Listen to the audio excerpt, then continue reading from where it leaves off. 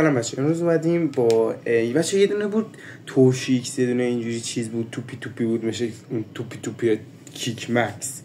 بچه امروز اومدیم نوشیدنی همونو بخوریم. آره اینا ها بچه توشیکس که این بچه داخل این وری بچه داخل فیلم نمیگم چی، داخل ریالیتی شو که الان خیلی معروفه که دیگه فهمید مثلا فکر کنم که خیلی نگاش میکنن و الان تموم شده.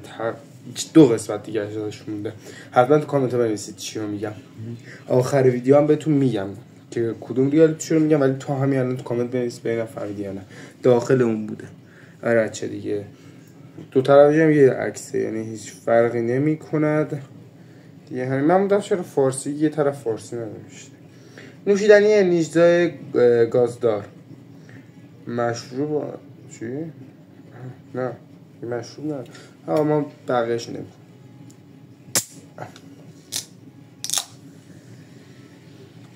بچه ها دقیق بو لایف، یعنی به جون مادرم بو لایفه، جون مادرم دقیق بو لایفه، دقیق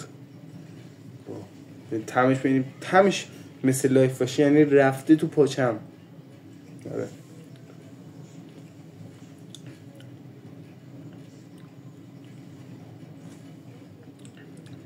بچه نمیخوام باور کنم نرفته تو پاچم.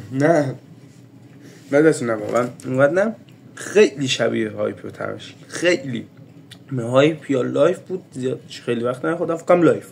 آره خیلی تمش شبیه لایف، یه ذره فرق داره، حتی رنگش هم لایفه، یعنی نکردن رنگش رو تغییر بدن. آره دیگه رفت باشم حداقل شما لایک کنید در انرژی بگیرم. رفت باشم 58 لایک کن. خداحافظ. دارم خداحافظ میکنم. حتی اسم ریالیتی شو هم که این داخلش بود جوکر فصل 2 طبقه 21. خیلی ساده است. آره دیگه کاری دارید. خداحافظ.